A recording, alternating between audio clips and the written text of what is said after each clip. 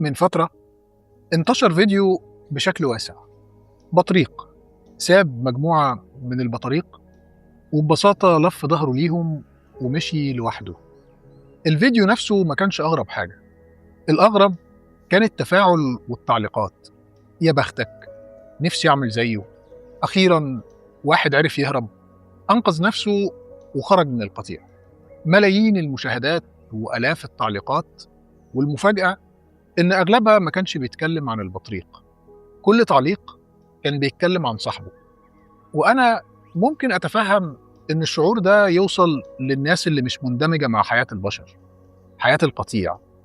والناس اللي مش مندمجة دي أعتقد إن نسبتهم قليلة وسط باقي الناس. ده غير إن عدم اندماجهم ده مش هيسمح لهم يحطوا تعليقات زي دي على الملأ كده. لكن باقي الناس اللي مندمجة وعايشة ومتعايشة، إيه اللي يخليهم يتفاعلوا بالشكل ده؟ أنا ما استغربتش الفيديو ولا البطريق، اللي استغربته هو البشر. إزاي فيديو عن كائن ماشي لوحده قدر يلمس إحساس ملايين الناس؟ إيه اللي خلاهم يشوفوا البطريق ويحسوا إنهم شايفين نفسهم؟ هل فعلا بقوا يتمنوا يسيبوا الناس ويمشوا لوحدهم؟ لكن إزاي؟ إزاي والإنسان أصلا اتخلق عشان يعيش وسط ناس، عائلات وجماعات، شعوب وقبائل ليتعارفوا؟ إزاي نفس الإنسان ده يبقى أكتر تعليق بيعبر عنه نفسي أعمل زي البطريق وأمشي لوحدي؟ إزاي ظهر في كلام الناس وتعليقاتهم إن العيلة بقت حمل، والونس بقى زحمة، والصحاب بقوا استنزاف؟ هل الناس بقت بتكره بعض للدرجة دي؟ ولا بقت بتكره طريقة عيشتهم مع بعض؟ واضح إن الفيديو ما كانش بيحكي عن بطريق، الفيديو كشف عن أحاسيس وأسئلة كتير الناس مخبياها جواها وما بتقولهاش. بس هو إحنا تعبنا من الناس ولا تعبنا من طريقة الحياة اللي عايشينها مع الناس؟ لأن المؤكد إن نفس الناس اللي كتبت وقالت نفسي أبقى زي البطريق هي نفسها اللي لو فضلت لوحدها وقت طويل هتتمنى أي حد يرجع يكلمها. يبقى الهروب من إيه بالظبط؟ الإنسان من يوم ولادته، من أول يوم في حياته، ما يعرفش يعيش لوحده. أول حاجة بيدور عليها حضن، وبعدها عيلة، وبعدها أصحاب، وبعدها شريك حياة. حتى أجمل لحظاتنا بنحب نشاركها مع حد، ووقت الحزن بندور على حد يسمعنا. يعني لو رجعنا لطبيعتنا الأولى اللي ربنا خلقنا عليها هنلاقي إن الإنسان مش مخلوق للوحدة. بالعكس، يمكن الوحدة من أصعب التجارب اللي ممكن يمر بيها أي إنسان. ومع ذلك لما ظهر فيديو البطريق ملايين الناس قالوا نفسي أبقى مكانه. وهنا في سؤال مهم: إزاي الإنسان اللي بيحتاج الناس بطبيعته بقى بيحلم بالابتعاد عنهم؟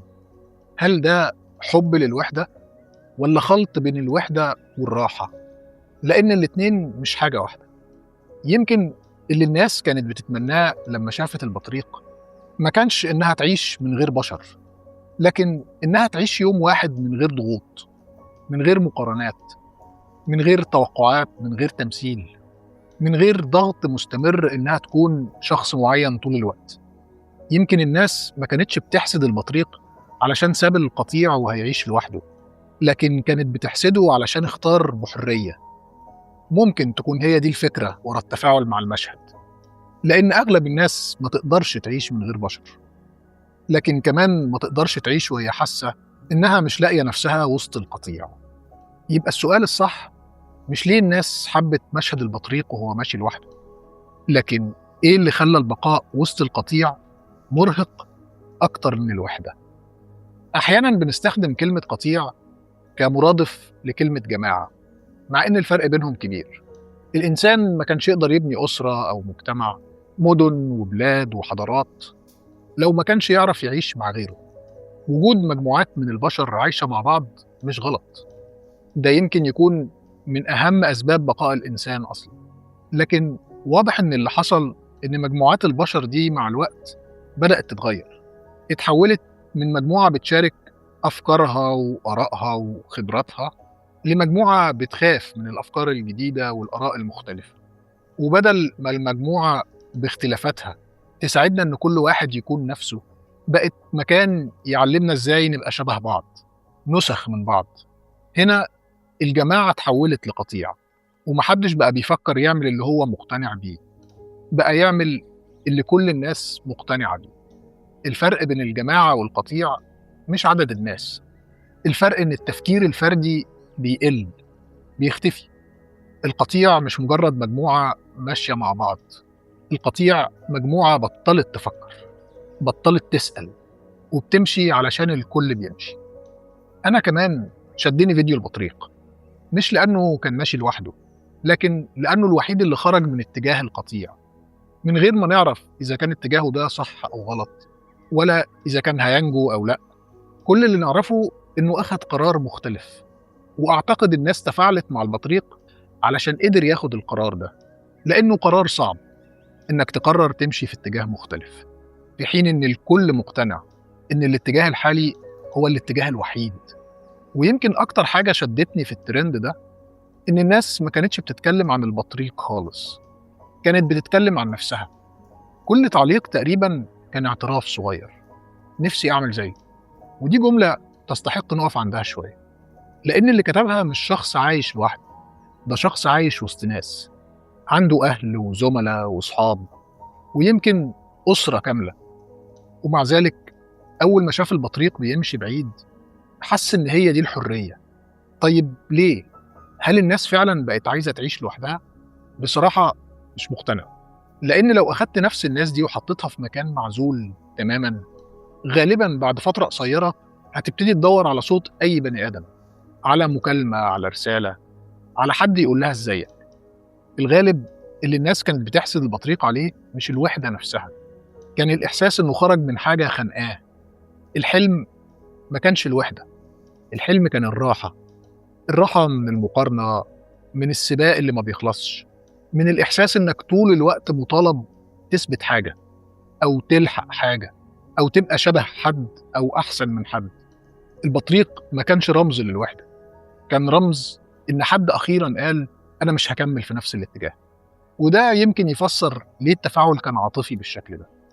الناس ما كانتش بتشجع البطريق، الناس كانت بتشجع فكرة إنها ولو في الخيال تقدر تخرج ولو مرة واحدة من الضغط اللي هي عايشاه. إحنا لو بصينا لحياة الإنسان هنلاقي تقريبا إن كل حاجة جميلة حصلت من خلال جماعة.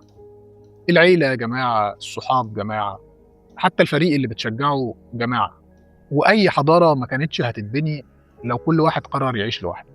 يبقى أكيد المشكلة مش في الجماعة، يمكن المشكلة في الاتجاه الإجباري اللي بتمشي فيه.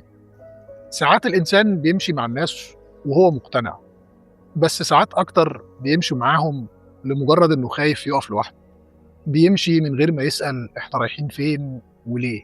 لأن أي حد بيحاول يقف أو يسأل أو حتى يبطأ خطوته بيبان كأنه غريب. أنا مش عارف إذا كان البطريق كان قراره صح أو غلط، قراره شجاع ولا متهور، لأن كل ده بيعتمد على حاجة إحنا ما نعرفهاش. هو كان رايح فين؟ يمكن لو كان القطيع اللي سابه كان ماشي ناحية هلاك يبقى خروجه نجاة، ويمكن العكس، وإحنا ما نعرفش. بس الملفت للانتباه إن ملايين الناس اللي تفاعلوا ما سألوش السؤال ده أصلا. محدش تقريبا كان مهتم يعرف البطريق رايح فين، كل اللي كان مهم بالنسبة لهم إنه خرج. ويمكن دي تكون أغرب حاجة كشفها الترند كله، إن ملايين الناس كانت متفقة على أمنية واحدة: نفسي أخرج. لكن السؤال اللي لسه من غير إجابة هو أخرج من إيه والفين؟ والهروب في حد ذاته مش إجابة، لأن في ناس مثلا بتهرب من شغلها وتروح شغل تاني، وبعد فترة بتكتشف إنها خدت نفس الضغوط وأسباب الهروب معاها. وناس بتسيب بلد وتكتشف إن نفس الإحساس مستنيها في بلد تانية. وناس بتنهي علاقة وبعدها تدخل في علاقة شبهها. البطريق من غير ما يقصد خلى ناس كتير تحلم بالخروج. بس ليه؟ من التعب؟ التعب لوحده مش هيقولك تروح فين، هو بس بيعرفك إنك مش قادر تكمل. وهنا الخطورة، لأن الإنسان وهو تعبان ومرهق ممكن يفتكر إن أي اتجاه مختلف يبقى صح، مع إنه ممكن يبقى اتجاه مختلف وخلاص. ويوصل لنفس الإرهاق والتعب. علشان كده أرجع أقول أنا ما أقدرش أكد إذا كان البطريق صح أو غلط، بس أقدر أقول إن رد فعلنا على الفيديو كان أهم من الفيديو نفسه، لأنه كشف إن في ناس كتير جواها رغبة إنها تخرج بره القطيع، تاخد نفسها، ويمكن ده يخلي السؤال يتغير ونسأل إيه اللي خلى رغبة الخروج حلم عند ملايين الناس. أجمل حاجة في قصة البطريق إنها ما ادتناش أي إجابات على كل التساؤلات دي. إحنا ولا عرفنا هو خرج ليه ولا كان رايح فين، بس القصة كانت مراية لكل واحد فينا شاف فيها نفسه. في منا اللي شاف شجاعة، وفي اللي شاف هروب، وفي اللي شاف حرية، وفي اللي شاف وحدة.